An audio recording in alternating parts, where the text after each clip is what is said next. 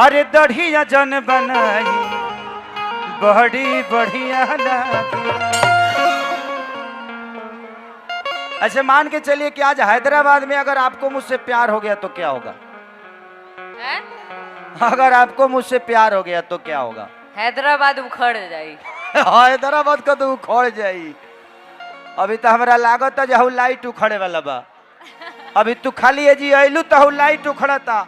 तू एगो काम करो, बैठी जा भाई थोड़ा देर, 10 मिनट तू बैठ ना तो समय ना उखाड़ के लेके चल यहाँ जा। मैं एक गाना गाऊंगा, उसके बाद में चाहूंगा कि अक्षरा जी भी आई हैं तो इनका भी आप लोग कुछ गाना बजाना सुनिए। उसके बाद हमने के दोनों आदमी मिल के गाए जा, ठीक ना? इनका एक बड़ा प्यारा गाना मुझे, आपका एक गाना मुझे बहुत पसंद है कि जवानी तोरे खतरे खतरे, जवानी मोरे गतरे गतरे, सुनाए बाबू खतरे खतरे, कतल करावे ना हो कमरिया पतरे पतरे। तो सजाना भाजाना गावेला रघुराई कि चढ़ली जवानी जब देखला कराई के। लेके आई आप 1 मिनट बैठ जाइए, तब तक ये गाना गा देता हूं, फिर आप एंट्री कर जाइएगा। तनी लगा के हमरे के दिखा दो। ए हमरो को तो ला ब्यास हार्ड अगल का हो। बहुत अच्छा, तू चश्मा मत लगाओ ना तो हम मरिए जाए। कुछ ना वो एक्टिंग रला। जाए पिया नचनिया।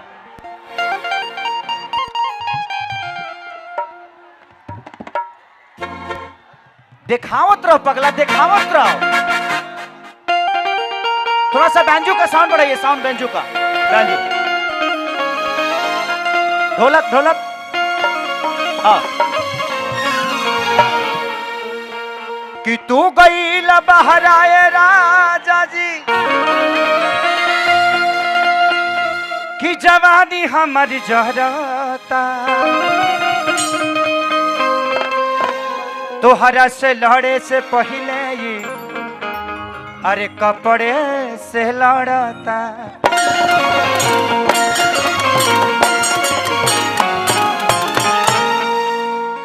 कि अरे जाए पिया जवानी हमारी जरई रे गइलाना, अरे जरई रे गइलाना। फुर फुर ना जाई एगो नचनिए कर 1 2 1 2 3 4।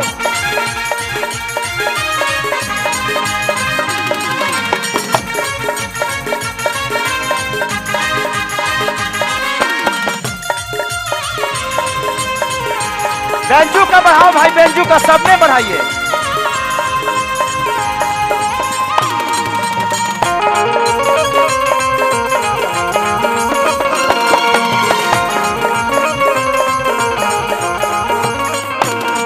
अरे चाहे पिया जवानी हमर जरई रे गइलाना।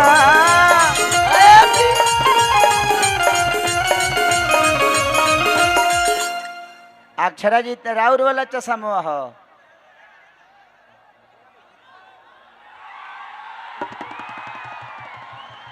ए कौन चश्मा? सब लोग बिना कपड़े के लौकता।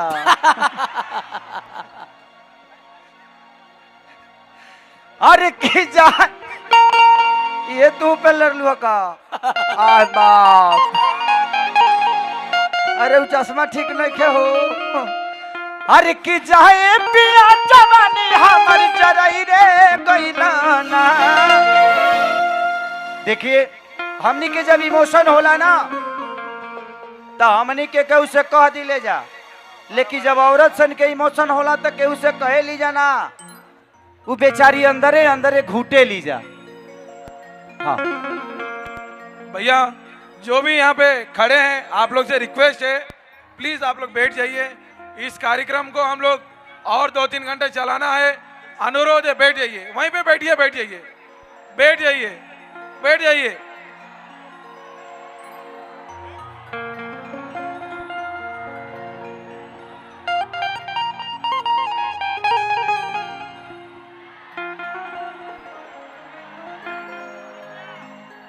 Hello hello hello.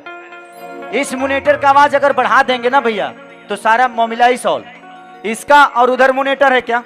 उधर भी है। हाँ तो मोनीटर से आप लोग हटिए थोड़ा सा भैया। इस मोनीटर की आवाज बढ़ा दीजिए। देखिए इसमें आ ही नहीं रहा है। ये आपका साउंड बिल्कुल नहीं बज रहा है। नीचे वाला बज ही नहीं रहा है। ये बजने वाला नहीं है, खाली रखने वाला है। बेस है तो इसको तो बढ़ा दीजिए। इसको थोड़ा सा बढ़ा कर रखिए। आई लव यू पगले। इधर आता रहूंगा, चिंता मत करो। इधर प्रोग्राम खत्म होने के बाद इधर ही रहूंगा मैं। अरे की जाए पिया जवानी हमर जरई रे गइलाना। हो जरई रे गइलाना। अरे किया एगो नचनिए कारा ए राजा जी। अरे का हो ए सैया जी। अरे खा जा एगो नचनिए कारा नपनिया के भुलई रे गइलाना। एको नचनिए कारण कनिया के हेराइल गइलाना। एगो नचनिए कारा नपनिया के भुलई रे गइलाना। एको नचनिए कारण कनिया के भुलाइल गइलाना। ए हो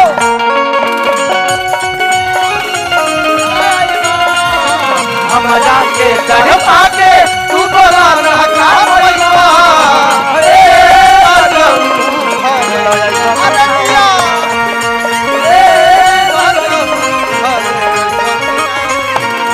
एगो नचनिए कारा नपनिया के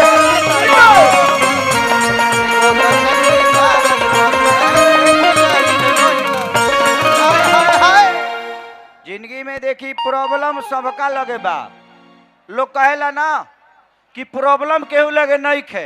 छोट होखे चाहे बड़ होखे प्रॉब्लम बा। सही बात। दुनिया में कितना गम है, मेरा गम कितना कम है। तो गम सबको है। का दिक्कत बा? कहा परेशानी बता? कुर्सी चाहिए तरह लोग के बैठ जा लो। अब लगे बढ़ा लो तब प्रॉब्लम बा। आप लोग भाई बात वहां नहीं है। वो सुनिए, सोचिए कि वो इतना दूर होकर भी खेसारी को एंजॉय कर रहे हैं। उन पे क्या बीत रही होगी। वो भी चाहते हैं कि मेरे पास आ जाएं, लेकिन आप लोग पास में हैं, उसके बाद आप लोग प्रॉब्लम कर रहे हैं और उसी की वजह से पूरा प्रोग्राम खत्म। समझा करो भाई। आप लोग हमारे बिहार यूपी के शान हो और आप लोग ऐसे करोगे तो यहाँ के लोग क्या सोचेंगे? यही ना कि यार बिहार यूपी के लोग ऐसे ही होते हैं। तो उसमें बदनामी सिर्फ आपका नहीं बल्कि पूरे बिहार समाज का हो रहा है, पूरे भोजपुरी समाज का हो रहा है। आप लोग क्यों नहीं समझते इस चीज को? कि आधी रतिया पिया बुलेटिया लेके जाना। अरे किया वो करी नचबो देखे जाना। जिंदगी में आप लोगों से एक बात कहना चाहता हूँ। का जितनी माता बहन बेटी है, अगर पति रूसे ना तो उसके 1-1.5 घंटा में बना लेना चाहिए। ना तो आप समझ ही रही हैं क्या होगा। वो रूसेगा कहीं घुसेगा। हाँ भाई, इधर से आदमी बहकता कब है? कब बहकता है उसका पता है? जब वो प्यार घर में नहीं मिलता है तो आदमी इधर उधर पलांटी मारता है। तो मैं आप लोगों से कह रहा हूं, पति से झगड़ा ज्यादा देर तक मत रखिएगा दादा हो दादा। ना तो तू है न रूसल क्यों न घूसल। ओकरा बाद ओकरा के निकाले में 6 महीना लागी। राइट ना? देखिए कहाँ घुसे हैं आप? कहीं नहीं। भाभी कहाँ आई है क्या? इधर घर में है। क्या नाम है आपका? अविनाश सिंह जी। अविनाश में भाऊजी देख ली हो तहार मरद में हाथ हो गई कि याथी रतिया पिया बुलेटिया लेके जाना। ओ करी नचियो देखे जाना कि नाच के नशा में 2 गो रोटियों ना खा लो। अरे तू को रोटियों नहीं खाना। महिपाल चाचा, आप अब विधायकी छोड़ दीजिए, मत लड़िए, आप डायरेक्ट मंत्री बन जाइए। और ऐसा ही ग्राउंड में, इससे भी बड़ा ग्राउंड चाहिए ना। जीतने के बाद अगर ज्यादा वोट से जीतवा लो ना,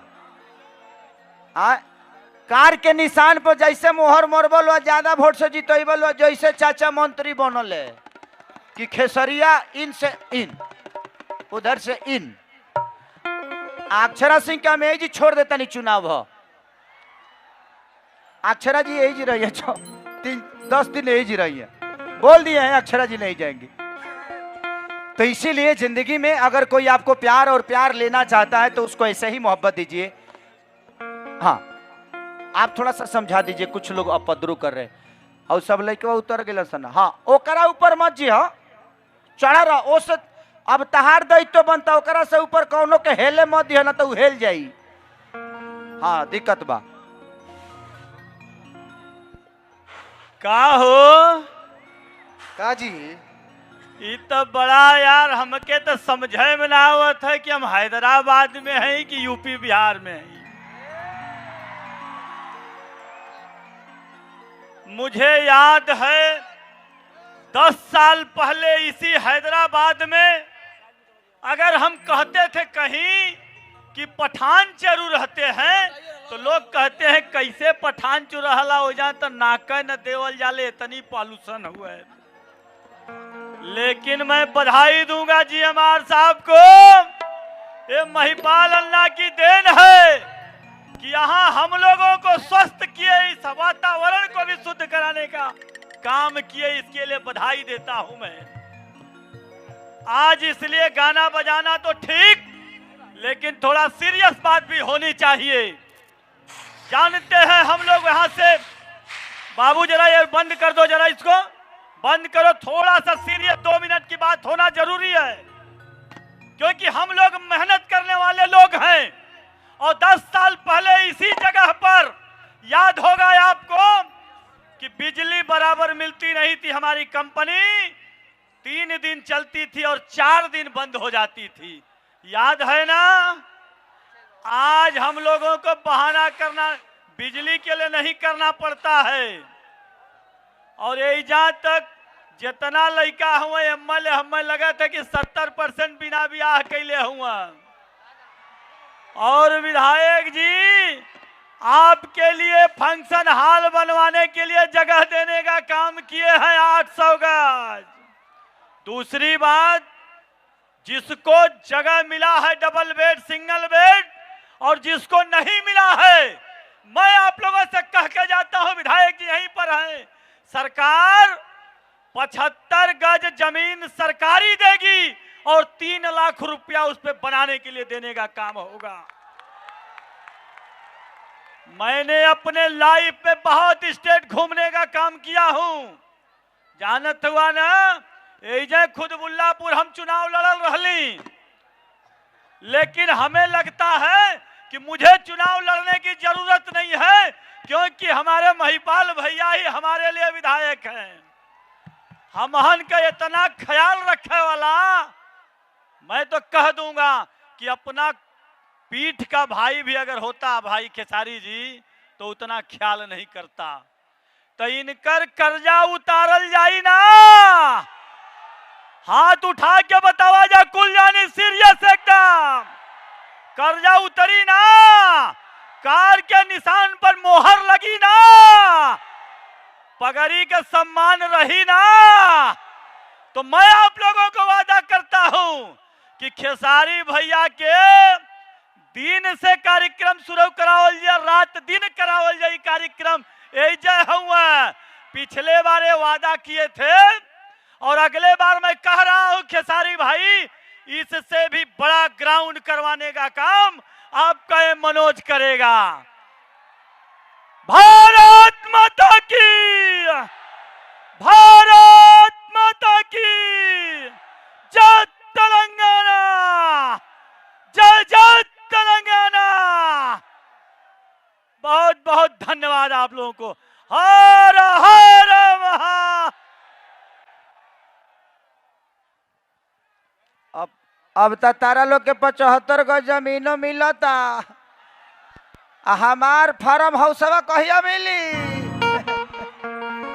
कौनो बात ना मिली तो हम एक दिन वही 75 गज में घूस घूस सूतब। जिंदगी में हम बहुत कुछ कमा चुके हैं और कमाएंगे, बट पैसे कौड़ी ये छोटी मोटी चीज है। जिंदगी में कमाना होना तो इंसान कमाइए, अपने आप को कमाइए, लोग कमाइए, क्योंकि लोग हमेशा आपके साथ खड़े रहेंगे।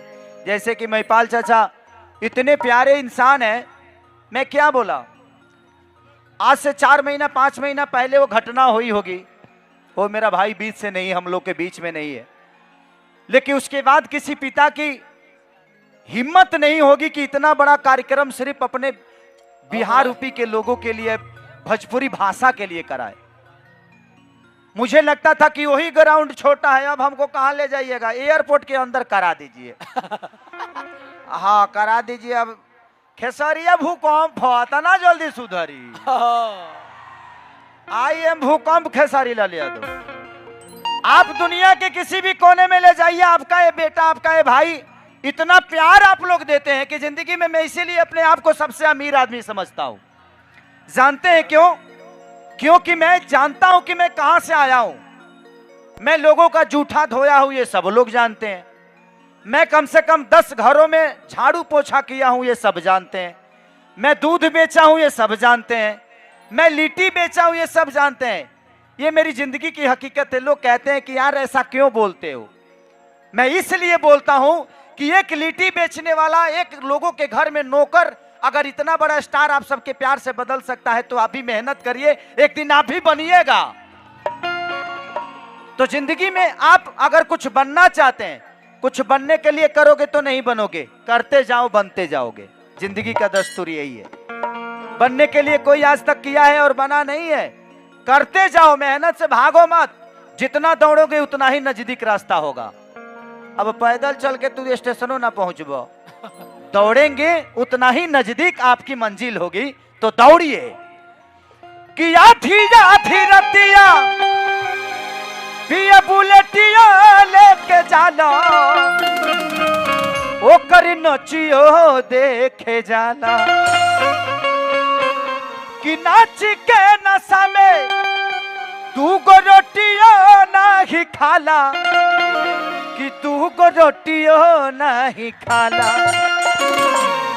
कि जाए पिया कमाई कुल्ही उड़ाई रे गईलाना, हो उड़ाई रे गईलाना। क्या जी? आज ठीक ठीक भैया, love you love you love you भाई। बाद में बाबू, एक अकेले तुम आओगे 10 लोग और आएंगे, पूरा कार्यक्रम खत्म हो जाएगा। कि एगो नचनिए कारण कनिया के भुलाई रे गईला।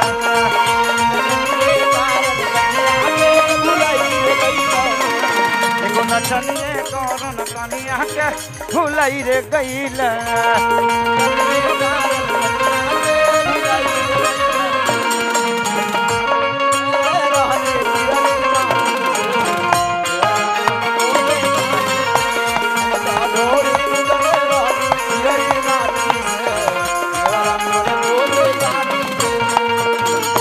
बतावे काटी से हो, बतावे काटी से हो, बतावे काटी से हो, बतावे काटी से हम हराना बानी से हराना बानी।